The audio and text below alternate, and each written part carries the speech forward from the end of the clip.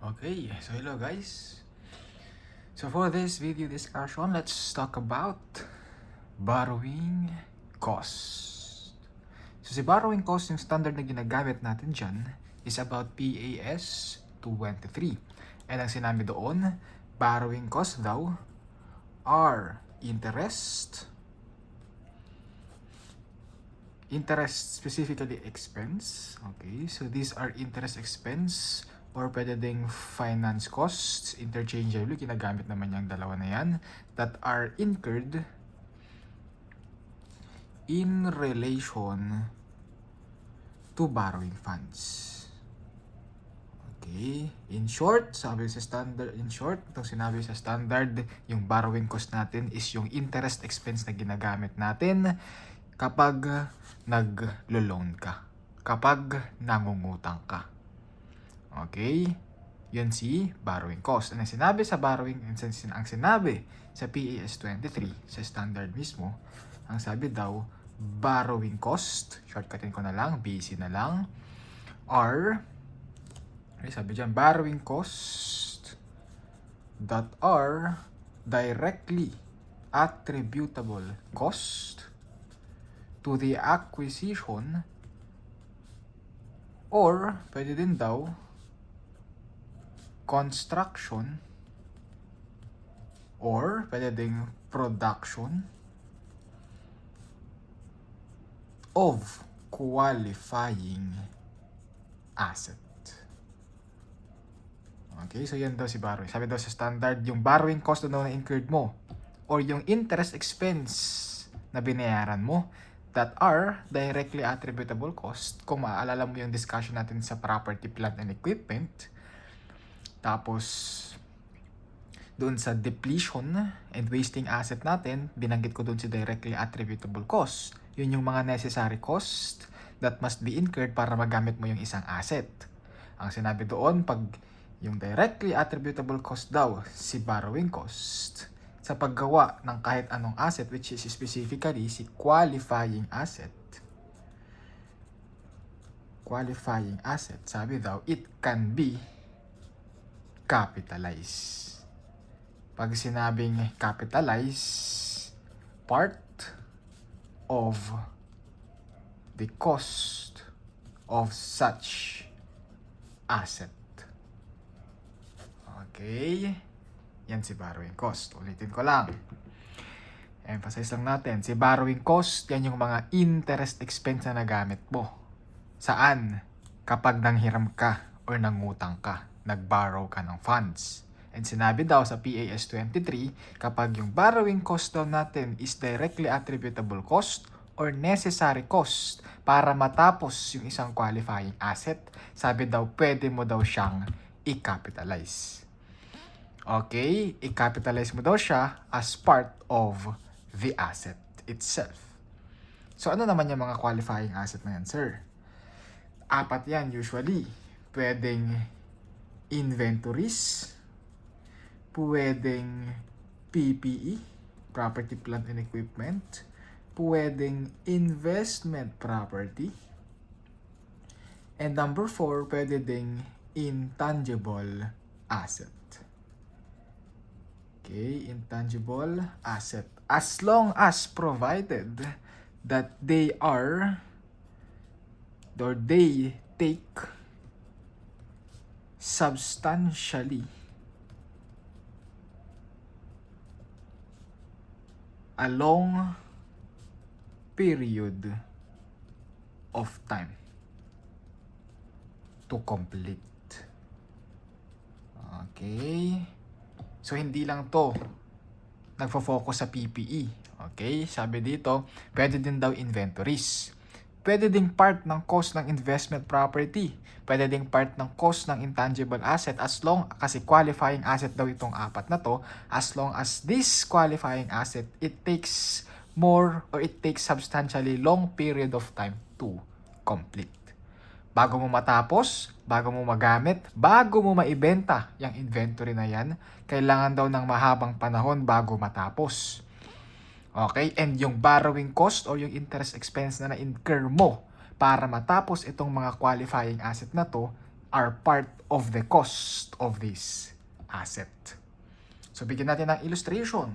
Let's say, for example, si Mr. P nangutang, sabihin na natin, kay CIMB, kay Simbank. Bakit nangutang daw si Mr. P? Gusto daw niyang gumawa ng building. Si building, usually, it takes long period of time to complete. And PPE yan. And part yan ng qualifying. So, qualified siya as sa definition ng qualifying asset natin. So, itong building na yan, qualifying asset yan. Okay, si Mr. P nangutang kay CIMB, so nag-incur siya ng loan. Let's say for example, yung inutang niya is 100 million pesos. Let's say for example, yung cost para bilihin, sabihin na natin binili, or sabihin na natin kinonstruct. Okay, the total cost to construct the building is approximately nasa 10 million pesos. Nangutang si CIMB, Mr. P, ng 100 million pesos. Merong interest of 20%. Yung interest expense na yan, magkano yan? 20 million pesos. Yung interest expense daw na yan, na ginamit, pampatayo daw ng building na yon.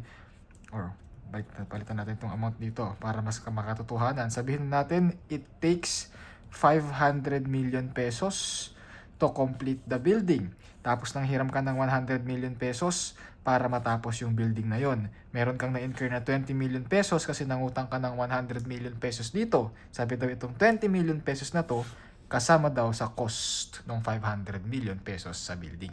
So yung total cost of the building is approximately nasa 520 million pesos. Kasama daw yung interest na na-incur mo sa pag-loan kay CIMB.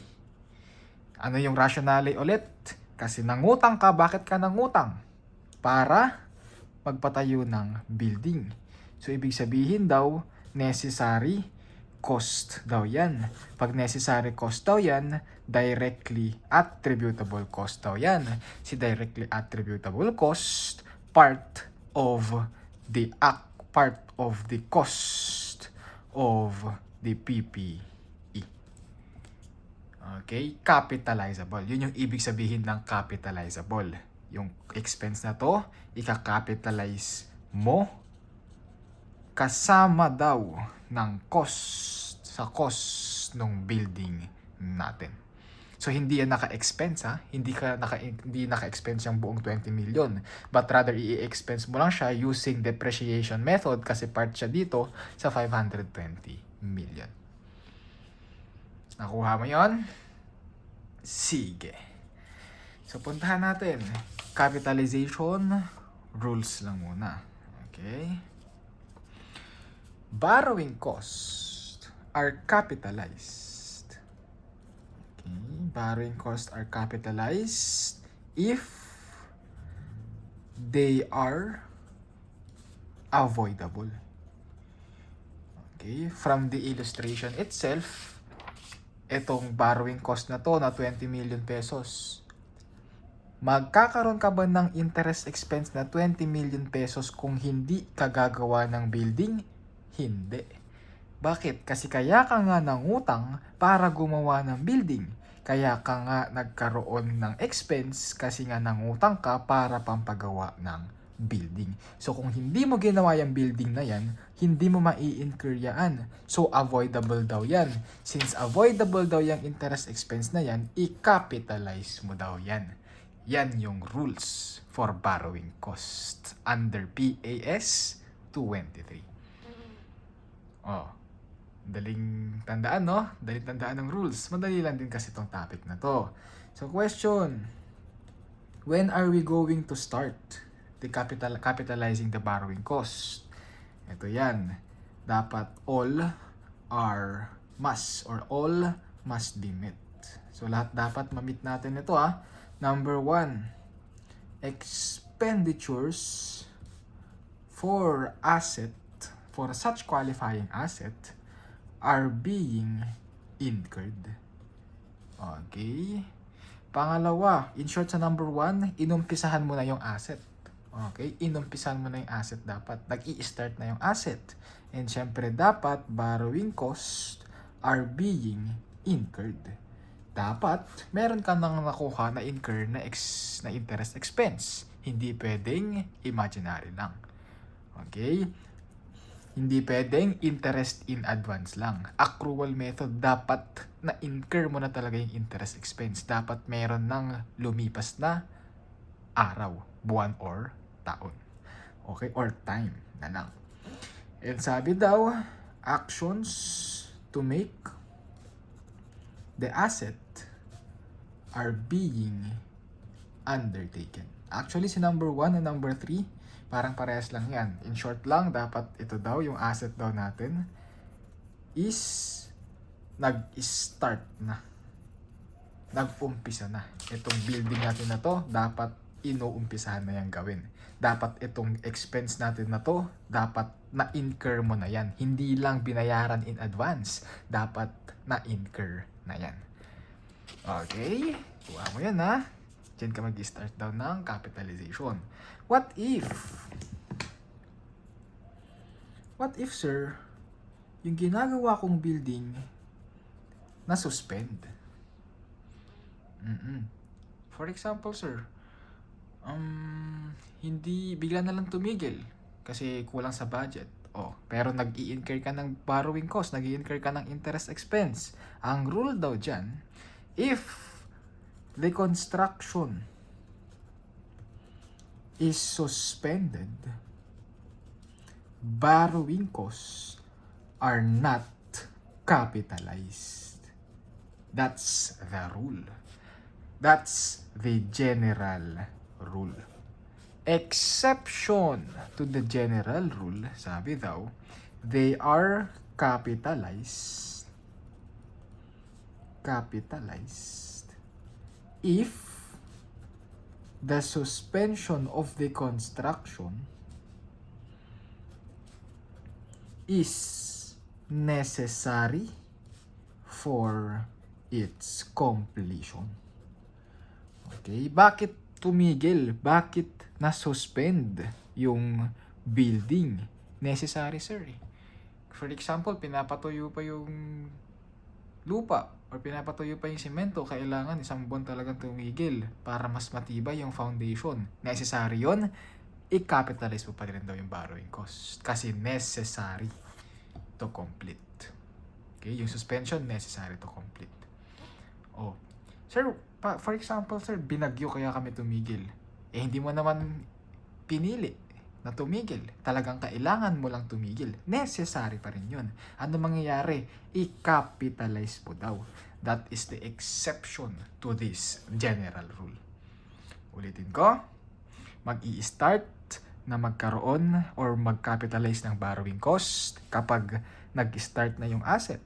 Pag tumigil yung asset, wala kang i-capitalize na borrowing cost. Unless yung pagtigil mo nung pag-construct ng asset are necessary para matapos yung asset. I-capitalize mo pa rin daw yung borrowing cost natin. Okay? Isa pa, sir, kailan matitigil yung pag-capitalize ko ng borrowing cost? Sabi daw, if the qualifying asset is substantially complete. Pag sinabing substantially complete, pwede mo nang magamit yung asset. Pag pwede mo na daw magamit yung qualifying asset, parang tapos na daw yung qualifying asset, sabi daw, lahat na may incur mo na interest expense from the same borrowing, hindi na yan capitalizable.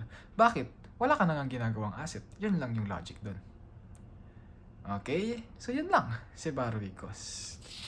Madali lang talaga si borrowing cost.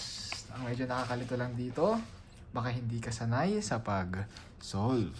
So, sanayin natin yan sa pag-solve ng mga problems. But before that, let's discuss the types of borrowing. Usually, yung types ng borrowing natin, it comes from two forms. Merong specific borrowing. Si specific borrowing, sinasabi dito, nangutang ka ng loan, para magpagawa talaga ng building. Ano yung kabaliktaran yan? Meron kasing general borrowing. Anong meron kay general borrowing? Dito nangutang ka ng loan para saan? Hindi mo alam kung saan mo gagamitin. But bigla mong naisipan na gamitin pampatayo ng building. General borrowing yun. Okay? Kuha mo? Sige. So sa specific borrowing, yung formula mo dito para ma-solve yung capitalizable borrowing cost. May formula tayo dyan. Capitalizable borrowing cost is equal to the actual interest expense less investment income. Okay, tandaan mo yung formula na yan. Capitalizable borrowing cost is equal to the interest expense, less mo daw yung investment income. Let's say for example, sa illustration natin kanina, merong loan na 100 million pesos. And yung interest mo doon, tama, 20 million pesos. Yung asset mo na yan, para matapos yan, tama, it takes period of time.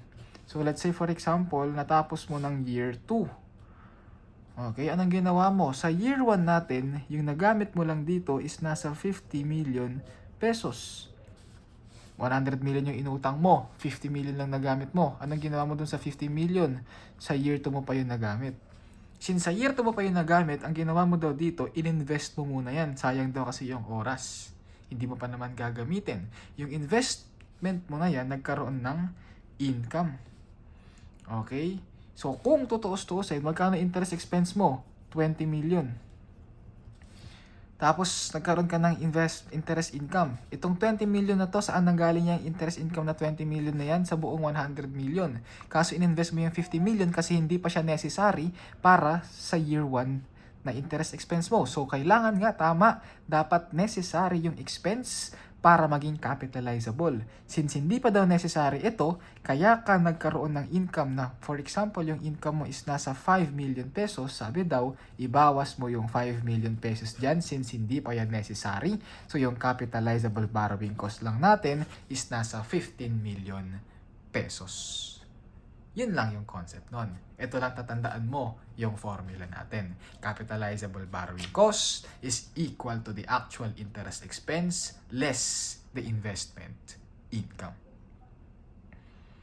Okay? Sige. So sa general borrowing naman, ang tatandaan mo sa general borrowing, maraming purposes yan ha, hindi for specific borrowing lang. Dito ngayon, kailangan mong hanapin yung average expenditure, i-multiply mo sa capitalization rate, masosolve natin si capitalizable borrowing cost. So, yan yung formula natin for general borrowings. I just want you to take note. Itong average expenditure, madidiscuss natin yan pag nagsosolve ka na ng problem, pero mag-a-average ka lang dyan ng mga expenses mo. Ang gusto ko lang tandaan mo dito, si average expenditure, it includes those that are only, number 1, kapag nagbayad ka daw ng cash. Payment of cash. Pangalawa, kapag nag-expense ka through what? Transfer of other assets. Okay? And number 3, kapag daw assumption, nag-assume ka ng of interest bearing liability. Okay? Any other than this, nagbayad ka, nag-expense ka, pero hindi through payment of cash, hindi through transfer of other asset, and hindi ka nag-assume ng liabilities that are interest bearing, sabi daw, hindi siya part ng average expenditure. Mamaya may illustration tayo dyan para mas maintindihan mo tong concept na to. For now, for now, isiksik mo muna sa utak mo na merong ganitong concept. Okay? Isa pa, na kailangan mong tandaan. Expenditures daw must be reduced by any progress payments of grants received. Okay, any progress payments or any grants received in connection with the asset. Okay, sabi daw yung expenditures daw natin, bawasan mo daw ng any progress payments or any grants received in connection with the asset. Bakit? Hindi nga kasi siya payment. Hindi nga kasi siya expenditure. So, bawasan natin daw. Okay? Ayun? Sige. Last concept tayo. You must always take note of this sa general borrowings. Okay? Ito yan. The capitalizable borrowing cost, sabi daw, must not exceed the actual interest expense. Okay? Dapat daw hindi tumaas yung capitalizable borrowing mo doon sa actual interest expense mo. So, if, scenario number 1, if the actual borrowing cost is less than the computed borrowing cost. Ano yung computed borrowing cost? Yung nasolve mo dito. Yung nasolve mo dito. Kapag daw mas mataas ito kesa doon sa actual borrowing cost, ang ika-capitalize mo daw na borrowing cost is yung actual interest expense. And vice versa tayo. So, ibig sabihin, if the actual borrowing cost is greater than the computed borrowing cost, ang ika-capitalize mo daw is yung mas mababa, which is yung computed borrowing cost. Okay, kuha mo yon. Sana nakuha mo ha. Sige, para mas ma-materialize natin yung concept, let's answer our handouts. Sige.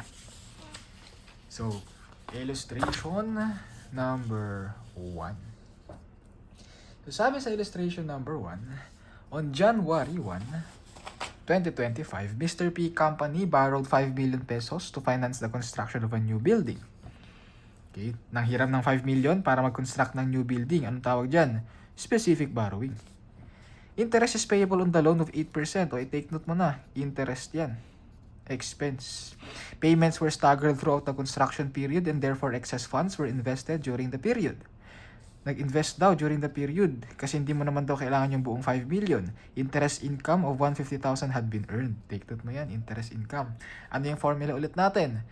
Kapag specific borrowing, sige. Memorize mo yan, tama. Ano yun? Capitalizable borrowing cost is equal to the actual borrowing cost less investment income. The project ended in December 31, 2026 daw. Compute for the capitalizable borrowing cost and provide the journal entry. Magkano yung capitalizable borrowing cost natin dyan? Magkano ba yung interest expense natin? Diba that's 5 million times 8%. So 5 million times 8%. Kunin ko lang calcio ko. Okay. So 5 million times 8%, that's 400,000. Interest expense ko, 400,000. Less ko daw yung investment income kasi yun yung nasa formula ko. So, yung capitalizable borrowing cost ko, nasa 250,000. So, yung sagot ko dito, 250,000. Ganun lang kadali. O, sabi ito, provide journal entry. O, entryhan natin ha. Dito sa entry, huwag ka malilito. January 1, 2025, nag-loan ka. So, anong entry mo? Naka-receive ka ng cash. Tapos, nangutang ka. So, meron kang loans payable. Magkano inutang mo? 5 million pesos. December 31. Tama, December 31, 2025, meron kang na-incur na interest expense. Accrual method tayo. So, anong entry mo? Debit ka ng interest expense. Credit ka ng sabihin na natin, interest payable or pwedeng cash na, which is nasa 5 million or nasa 400,000 pesos. Okay. Oh, interest payable or interest or cash yan ha. Ngayon, ano nangyari? Nagkaroon ka ng investment income. So, anong entry mo? December 31, 2025, meron kang investment income or meron kang cash, credit ka ng investment income kasi naka-receive ka ng cash, tapos meron kang investment income. Magkano yan? 150,000. Oh, Tapos sabi, ika-capitalize mo daw yung 250,000 nung interest expense na 400,000 dito. So, anong entry mo? Debit ka ng building kasi capitalizable yan sa building natin.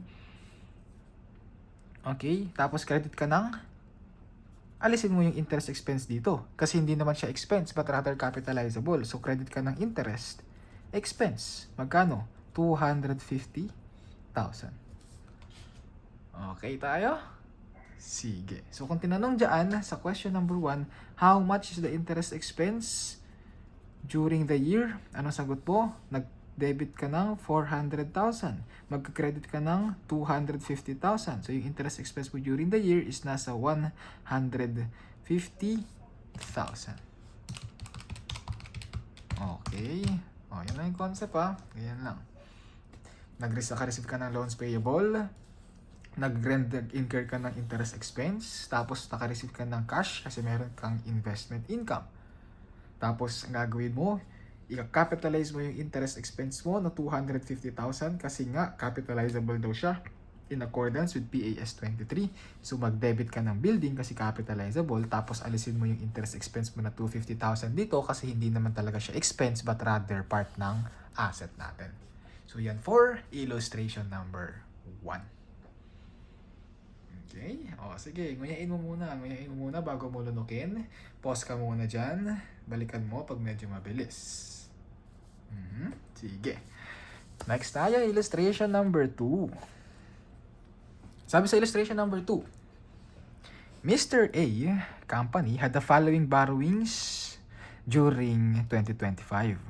The borrowings were made for general purposes, but the proceeds were used to finance the construction of a new building. Sabi daw, 12% bank loan, 14% loan term bank, principal 3 million, tas 5 million. Computin nga natin magkano yung interest expense dito. Magkano yan? 3 million times 12%, that's 360,000. Tapos dito sa 5 million times 14%, nasa 700,000. Total mo nga yan, magkano to? 3,760 plus 360,000, nasa 1,060,000. Ito, total nito, principal, 8 million. Patama yung formula mo sa general borrowings, sulat ko lang dito, is yung average expenditure times the capitalization rate, wherein yung capitalization rate, pag hindi binigay yung capitalization rate, that is equal to the average rate. Paano mo ngayon isolve yung average rate? Ito, yung interest expense na na-incur mo all in all, 1,060,000. Yung principal na inutang mo all in all, 8 million pesos. Kung yung 1,060,000 na interest, dinivide mo sa principal na 8 million pesos, tama marireceive mo, kukuha mo yung average nitong dalawa na to. So, magkano yung average ng dalawa na yan? 1,060,000 divided by 8 million, that's 13.25%. Yan yung average rate natin. Okay, ganun lang yun. Sir, ano yung average expenditure ngayon? Punta tayo sa additional information. Sabi dyan, the construction began on January 1, 2023 and was completed on December 31, 2025. Expenditures on the building were 2 million pesos on January 1, 2 million on June 30, and 1 million on December 31. So, isulat mo dito, January 1, nag-expense tayo daw or nagka-expenditure tayo ng 2 million pesos. June 30, 2 million pesos. Then December 31, 1 million pesos. Okay? Expense natin yan or expenditure natin yan or i-average natin yan. Paano? Ang computin mo lang dito, ilang months mong ginamit yung 2 million pesos. Wherein dito, sa subproblem natin, January 1 mo in-expense. So, ilang months mo siya na-expense? Na-expend. January, February, March, April, May, June, July, August, September, October, November, December. That's 12. Multiply mo daw times 12 divided by 12. Okay? Oh, next. June 30. June, July, August, September, October, November, December, that's 6. So times 6 over 12. Ito, December 31, so 0 over 12. Pakimultiply lang yan, 2 million times 12 over 12. 2 million pesos ito. Ito, 1 million pesos ito. Ito, 0 ito. So this is 3 million pesos. 3 million pesos yung average expenditure natin. Tapos sa formula mo, times mo ng 13.25%, masosolve mo yung capitalizable borrowing cost natin, which is nasa 3 million pesos times 0.1325. This is equal to 397,500 pesos. Yan na yun. Anong tinatanong? Cost of the building. Magkano ba yung total expenditure mo during 2025? 3 million, tapos 5 million. So kung magti-account ka dito, meron ka ditong building, meron kang 3 million dito, meron kang 5 million dito, total mo 8 million, tapos capitalizable daw ito, so 397,500. Yung total capitalizable or total cost ng building natin is nasa 5,397,500. Requirement natin dito, 5,397,500. Journal entry daw tayo. January 1, nagka-receive ka ng cash, ng loans payable. Sabihin na natin, January 1 mo na-receive lahat yan. So, magkano yung inutang mo? 8 million pesos.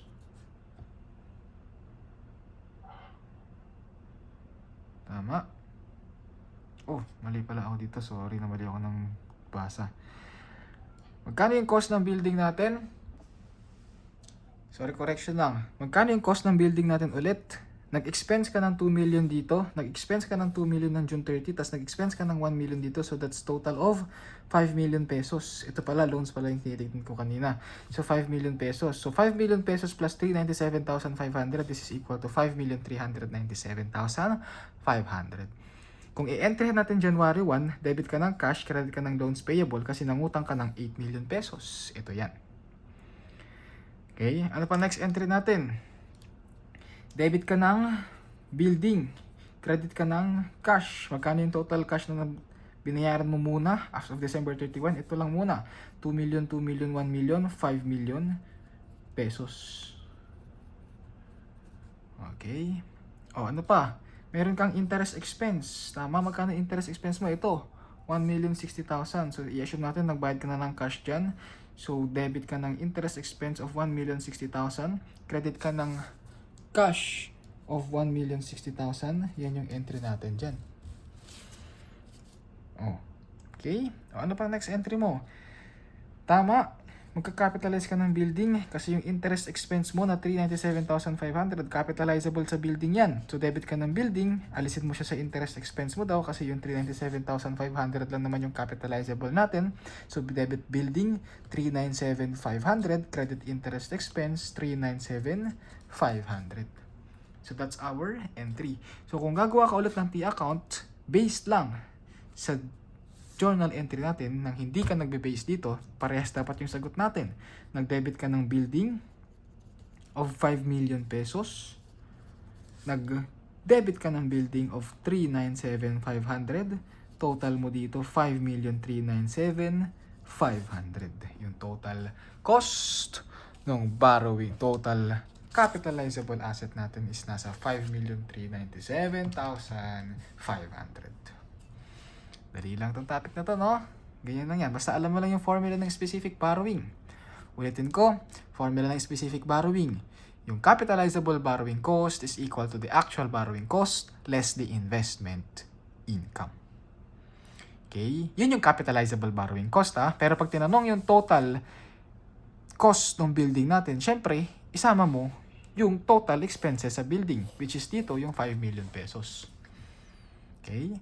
And kapag general borrowings, ano yung formula mo? Tama yung average expenditure times mo lang ng capitalization rate. Wherein kapag hindi binigay yung capitalization rate, yung capitalization rate mo is equal to the average rate. Paano mo sinosolve yung average rate? Tinotal lang natin yung interest expense, tinotal natin yung total principal na inutang, tapos yung interest expense, dinivide mo lang ng total principal, nakuha mo yung average rate or the capitalization rate.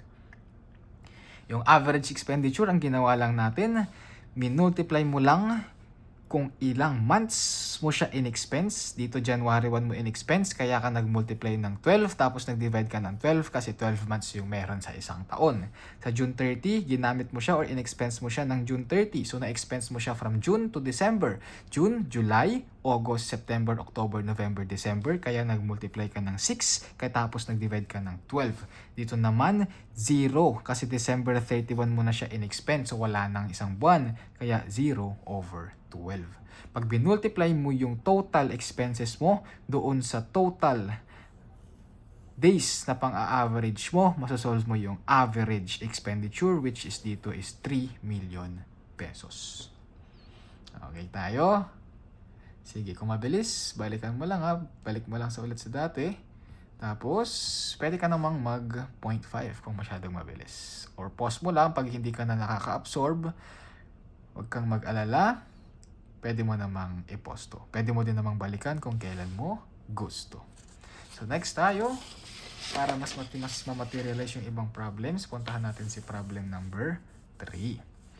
Okay, same concept lang ha. Sa general borrowings lang, meron kang traditional method tapos contemporary method. Sa traditional method, ito yung sinabi sa standard. So for board exam purposes, ito ang gagamitin mo, traditional method. Kaso si contemporary method, mas appropriate daw ito.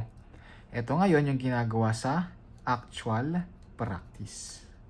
So kapag nasa actual practice ka na, ito yung gagamitin mo, contemporary method. Pero for board exam purposes, traditional method ka. Okay, so kung magsosolve ka ng borrowing cost, binigay sa board exam questions, ang gamitin mo muna board exam. Unless sinabi mismo ng sub-problem na ang gamitin mo, contemporary method. Okay? Ngayon, kapag wala sa choices, yung sagot mo for traditional method sa board exam, tsaka mo lang gamitin si contemporary method. Okay tayo doon? Sige. Sagutin natin. Number 3. On January 1, 2025, Olive Company started the construction of its new office building. Olive made the following payments to the contractor. Ito yung mga payments niya. So ito, expenditure yung mga yan. So i-average nga natin yan. Kasi, tama, average nga natin yan. January na expense. So, isaan mo i-multiply? Saan? 12 over 12. Galing mo. Next, March 31. Kailan yan? March, January, February, March, April, May, June, July, August, September, October, November, December. 9 over 12. September, January, February, March, April, May, June, July, August, September, October, November, December, times 3 over 12. Ang galing mo na. Next, December 31, 2025. Saan yan? 0 over 12. Paki-multiply nga lahat. This is 2 million pesos. 6 million times 9 over 12. 4,500,000. 10 million times 3 over 12. 2.5 million. Ito, 0 naman yan. Recall memory mo, nasa 9 million pesos. Yung average expenditure. Okay, 9 million pesos ang average expenditure natin. Next, Olive has the following borrowings. 10%, 7 million peso 4-year note dated January 1, 2025 with simple interest payable annually, specifically borrowed. Uy, take note na specifically borrowed. Ano yan? Specific borrowing. To finance the construction project, interest income earned on the contemporary investment of the proceeds were 120,000. Compute mo nga yun. Pag mayroong specific borrowing, ano yung computation ulit natin? Sige nga. Tama, yun yung actual interest expense, less mo ng investment income. Yun yung capitalizable borrowing cost mo. Magkano yung actual interest expense mo? Yan 7 million times 10%. So that is 700,000. I-less mo ng investment income, 120,000. So yung capitalizable borrowing cost mo dito, 700 less 120, nasa 580,000. Specific borrowing. Okay, galing mo. Next, letter B, 12.5%, 10 million peso, 10-year note dated January 1, 2025 with interest payable annually. Hindi sinabi kong specific borrowing. I-assume mo, general borrowing yan. Same sa letter C, general borrowing yan. Magkano interest? Magkano principal? 25 million pesos. Binigay ba yung capitalization rate? Hindi. So, anong gagawin mo? Solve natin yung average rate. Paano? Paki-multiply nga ito, 12.5% times 10 million. Magkano yung interest mo dyan? Nasa 12 million 500 or nasa 1,250,000. Ito, sa 15 million times 10%, nasa 1.5. Paki-add mo yan, 1.5 plus 1,250,000. This is equal to 2,750,000. Magkano yung principal? 25 million. So kung yung 2,750 dinivide ko ng 27 or 25 million, masosolve ko si 11%.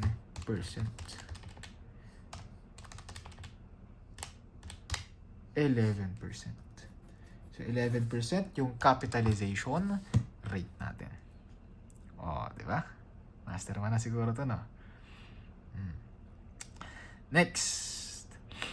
Compute natin ngayon magkano yung average or yung capitalizable borrowing cost for general expenditure or general borrowings. Kasi for specific borrowings, ito na, nasolve mo na, 580,000. So, hatiin lang natin to. Kasi nga, gawin natin muna yung for traditional method. Sa traditional method, ang concept daw dyan, yung average expenditure mo, which is na-compute mo na kanina, 9 million pesos. Sabi daw, ibawas mo daw muna yung borrowings mo for specific borrowings.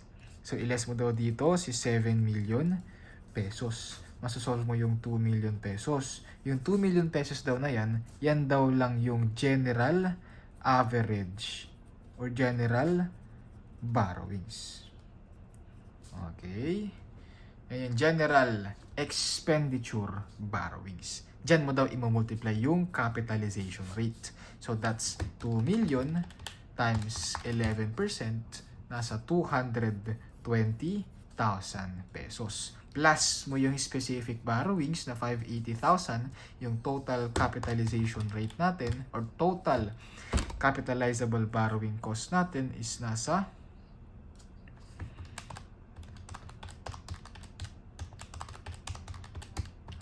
nasa 800,000 pesos. So, yung sagot natin for number 1, traditional method, 800,000 pesos. Gawin natin sa contemporary method. Gawin natin sa contemporary method. Sa contemporary method, yung specific borrowing, same lang naman yan. Sa general borrowings tayo magkakatalo. Sa general borrowings, sabi daw sa contemporary method, okay, hindi mo daw gagamitin yung 9 million pesos na yan. But rather daw, dito daw sa mga total expenditures daw na to, alisin mo daw yung total expenditures mo daw dito, alisin mo daw dyan muna yung 7 million. So, i-rewrite ko lang dito muna. Okay. Meron kang total expenditure na 2 million pesos, 6 million pesos, 10 million pesos, and then 2 million pesos. Tama. Ito 12 over 12, ito 9 over 12, ito 3 over 12, tapos ito 0 over 12. Ang rule daw under contemporary method, alisin mo daw muna dito yung mga for specific borrowings. First in, first out tayo. Una mong in-expense ito. So, alisin mo daw muna dyan 2 million pesos. Hanggang mapuno mo yung 7 million pesos na specific borrowing. So, dito, for 6 million, alisin mo yung 5 million pesos. Okay? Ngayon, 6 million less 5 million, 1 million na lang to. 2 million less 2 million, 0 na to. Ito, 10 million minus 0, 10 million pa rin naman ito. Okay, 10 million pa rin naman yan. Ito daw yung i-average natin. So, i-average natin yan. 1 million times 9 over 12, tapos 10 million times 3 over 12. So, magkano yan? 1 million times 9 divided by 12, tapos 10 million times 3 divided by 12. That's 3,250,000.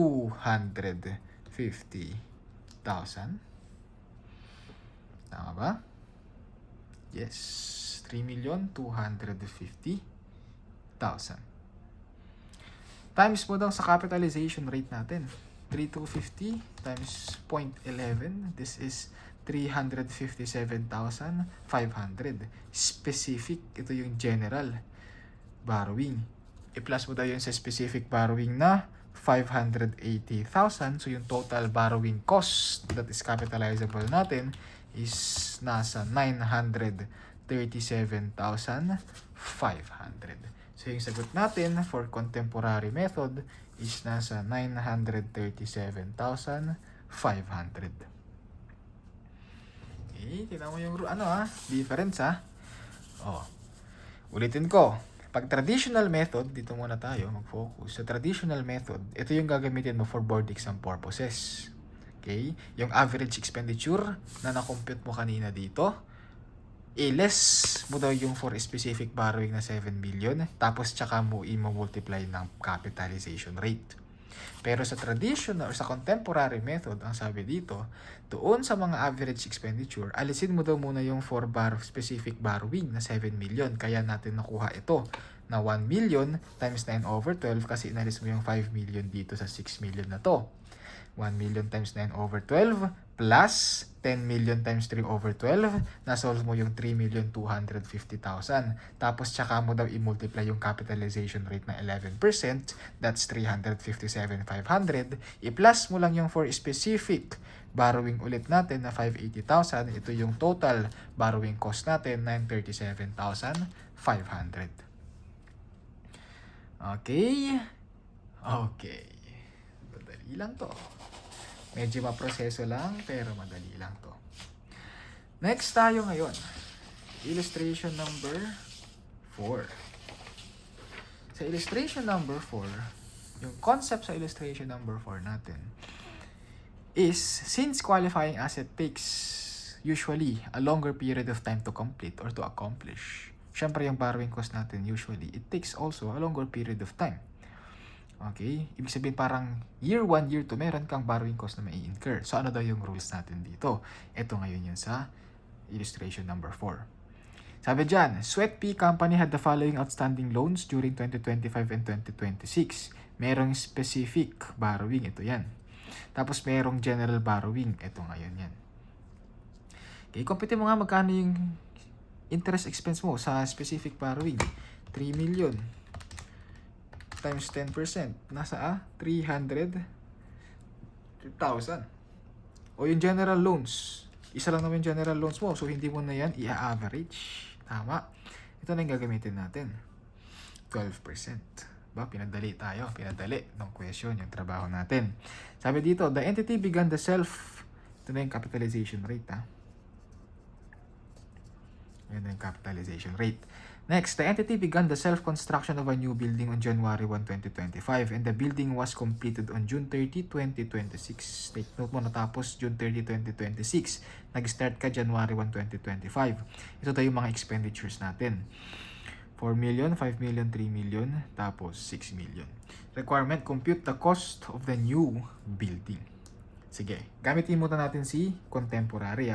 Si contemporary kasi, this is more appropriate talaga. Pero sabi ko nga, for board exam purposes, gamitin mo muna yung traditional method. Contemporary muna tayo.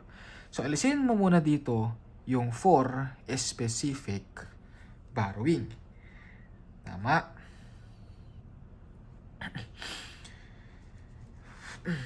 Sige, alisin natin yung for specific borrowing dito So, magkano yung specific borrowing mo? 3 million pesos. 3 million pesos. No. Gamitin muna natin si traditional method for this illustration. Okay, traditional method tayo. So, traditional method, i-average natin to. This is multiplied by 12/12. Ito, April, May, June, July, August, September, October, November, December, 12. 10. April, May, June, July, August, September, October, November, December. 9/12. Ito, December 1. So, this is 1/12. March 1, 2026. Mamaya mo muna yan. 2026. Ang kukumpitin muna natin for 2025. So, kung gagawaan mo ng timeline yan, ito yung 2025, ito yung 2026. Siyempre, iba yung i-capitalize mo sa 2025, iba yung i-capitalize mo sa 2026. Okay? Pakisolve nga muna ito. 4 million times 12 over 12. Siyempre, nasa 4 million to. Ito, 5 million times 9 divided by 12. 3,750,000. Ito, 3 million times 1 divided by 12. 250,000. 250,000 plus 3,750,000 plus 4 million. Yung average expenditure natin is nasa 8 million pesos.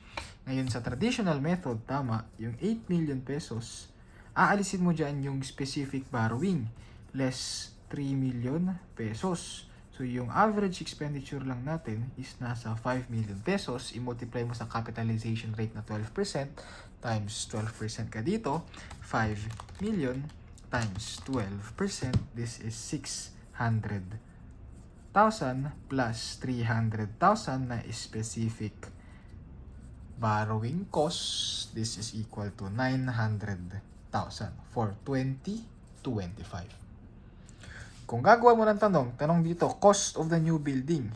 Sa 2025 muna, building ka. Magkano yung expenses mo? 4 million. Nagkaroon ka ng expense ng April 1, 5 million sa building yan. Debit ka ng building, credit ka ng cash. December 1, 2025, 3 million. May nakalimutan pa ba tayo? Yes, yung 900,000 dito. Capitalizable yan, 900,000. So yung total capitalizable or borrowing or total building natin, 4 million plus 5 million plus 3 million plus 900,000, nasa 12,900,000. This is for 2025. Hanapin natin yung for 2026. Sa 2026, meron kang expenses ng March 1, 2026. So, ilan yan? March, January, February, March, April, May, June 4. Kasi tingnan mo, kailan natapos yung building? June 30, 2026. 6 months na lang. 4 months mong expenses yan. So, kung gagawin mo yan, for 2026, 6 million pesos times mo ng 4, divide mo ng 6. Okay, 6 lang kasi 6 months mo lang naman talaga to dapat i-expense kasi natapos na siya ng June 30. Magkano kailan mo siya na-expense? Ginamit March 1, January, February, March, April, May, June 30. 4 months. Okay. Ano pa? Yan lang ba yung expenses mo? No. Tama, nag-expense ka ng 12,900,000.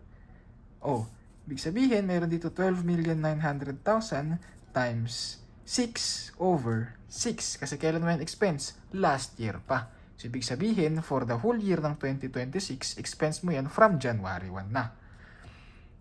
From January 1 pa. So, pakisolve mo yan. 6 million times 4 divided by 6. 4 million ito. Tapos 12,900,000 times 6 over 6, nasa 12,900,000 ito. So 12,900,000 plus 4 million, 16,900,000. I-multiply mo yan ng 12% na general capitalization rate. Times 12%. Kaso, yung 12% na yan, kailan mo yan interest? For the whole year. Ito, kailan mo to dapat i-interest? For the 6 months lang. Kasi hanggang June 30 lang naman. So, yung 12% mo na yan, i-multiply mo pa yan ng 6 over 12. So, that's 16,900,000 times 12% times 6 divided by 12. Yung total capitalizable or ano to? 16,900,000. Okay, 16,900,000 borrowing cost yan. Tama, average expenditure yan. Nasaan tayo? Traditional method. So, ibig sabihin, magle-less ka pa dito ng 3 million pesos, which is yung for a specific borrowing natin. So, 16,900,000 less 3 million times 12% times 6 divided by 12, nasa 834,000 for general borrowing. Okay, tapos meron ka na namang for specific borrowing, tama? Ito yan, no? 3 million times 10% Kaso, for the half month lang, kasi natapos ka lang ng half month. So, 3 million pesos times 10% times 6 over 12. Magkano to? 150,000. So, plus 150,000 ka dito. 834 plus 150,000, nasa 984,000. Kung itutuloy mo yung building mo, beginning, magkano daw yung cost ng building mo, beginning ng 2025 or ending ng 2025, 12,900,000. I-plus mo lang yung cost na nagamit mo dito. Ito, 6 million pesos. So, plus 6 million pesos, tapos itong 984,000 na to, yung total cost ng building mo, that would be 12,900,000 plus 6 million plus 984, nasa 19,884,000. Yan yung sagot natin for illustration number 4. Sa 2025, yung total cost of the new building ko, 12,900,000. For 2026, yung total cost ng new building ko na nasa 19,884,000. Yung gusto lang ituro sa iyo dito ng illustration number 4 is that yung average expenditure mo for the next year or for the second year kasama yung total expenditure mo for the last year na 12,900,000. And take note mo, hindi lang yung expenditure, sinama din pati yung borrowing cost that is capitalizable. So, yan yung gustong ituro sa iyo ng illustration number 4 na sana natutunan mo nga. Okay? Sige Sige. So, last illustration tayo. Illustration number 5. Sa illustration number 5 dito, gusto namang ituro yung concept na tinuro ko kanina, that any progress payments daw is dapat i-deduct sa expenditure. So sabi dito, the mouse company started construction of a qualifying asset for Keyboard Incorporated. On January 1, 2025, the following were expenditures incurred on the construction. Expenditure ko, 1,450,000 tapos 720,000. Included in the January 1, 2025, expenditures are cost of materials. Sa expenditure ko daw ng January 1, 2025 is from cost of material na binili ko daw on account. Tama, doon sa sinabi ko kanina. Saan na siya? Ito. Tama ang sinabi ko. Yung average expenditure, it includes only payment of cash. Ano bang binayad niya? Payable. Ano pa ba?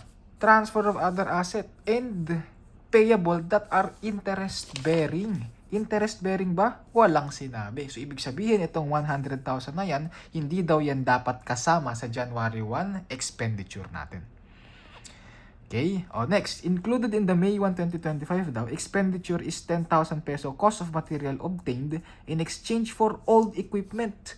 Exchange of other asset, nasa number 2. So, kasama yun. Okay? Sige. Next, progress billings during the year are as follows. Meron daw 200,000, 600,000. Payments on billings are subjected to 10% withholding by Keyboard Incorporated. The capitalization rate is 10%.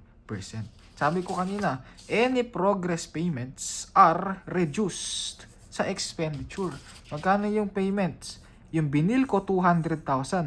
Yung pinayad 90% nito kasi yung 10% withhold. So kung magkano yan? 200,000 times 90% kasi ngayon 10% withhold. So hindi binayad, withhold nga eh. Parang iniwan sa kanya, parang withholding tax ito. So nasa concept tayo ng tax. So 200,000 times 90%, this is 180,000. 600,000 times 90% then nasa 540,000.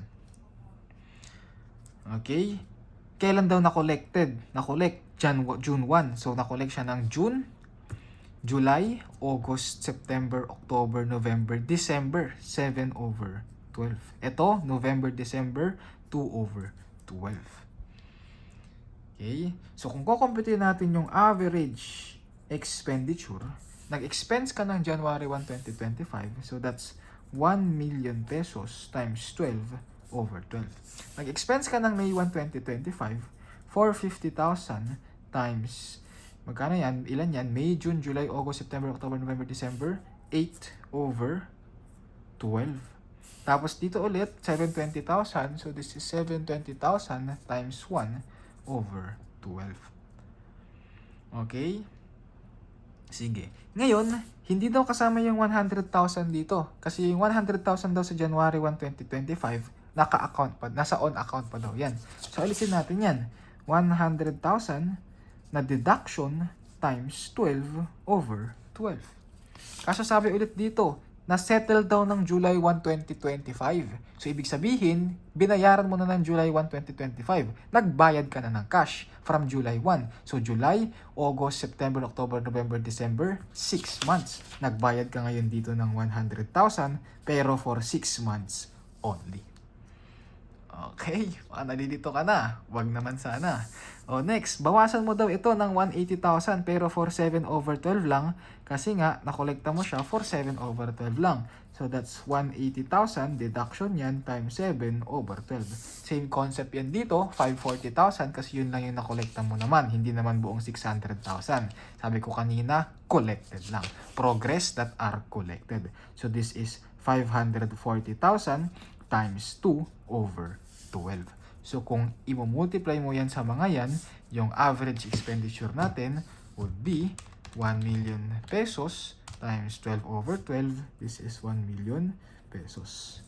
Ito, 450,000 times 8 divided by 12, 300,000. 720,000 times 8 divided by 12, 480,000. Ito, 100,000 times 12/12, 100,000 pero deduction. Ito 50,000 and pero addition. Ito 180,000 times 7 divided by 12, 105,000 pero deduction. And ito 540,000 times 2 divided by 12, 90,000 pero deduction. Kung ito total mo lahat yan, that would be 1 million pesos plus 300,000 plus 480,000 less 100,000 plus 50,000 less 105,000 less 90,000. This is equal to, mali yata ako, 1 million plus 300. Magkano ba to? 720,000 times 1 divided by 12, 60,000 lang to. Ba't di mo ko kinurek? Siyempre, hindi kita naririnig.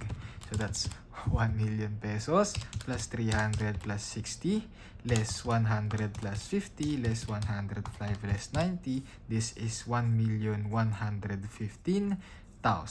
Capitalizable rate mo, 10% daw. I-multiply mo lang yan ng 10%, 115 times 0.10%, nasa 111,500. So yung capitalizable borrowing cost natin for this illustration number 5 is 111,500. So yung gusto ko lang ituro dito, yung concept natin ng kapag purchase on account na walang interest. Tapos kapag merong exchange for old equipment. Tapos kapag merong progress billings that are collected. Okay, sana may natutunan ka for this discussion. So that's it muna. Ipahinga mo, i-absorb mo. Pwede mong balikan yung video discussion natin para mas ma-materialize yung concepts and mas masubukan yung practice. I suggest sa mga illustrations natin, pwede mong i-pause yung video bago mo malaman yung sagot para pwede mo siyang sagutan in advance. Tapos makita mo, after mong masagutan, i-play mo yung video, i-check mo kung tama yung ginawa mo. Kung may mali, huwag kang mahihiya. At least, next time, alam mo kung ano yung maling ginawa mo. So that's it muna for borrowing cost. I hope you've enjoyed. Thank you, God bless, and have a good day.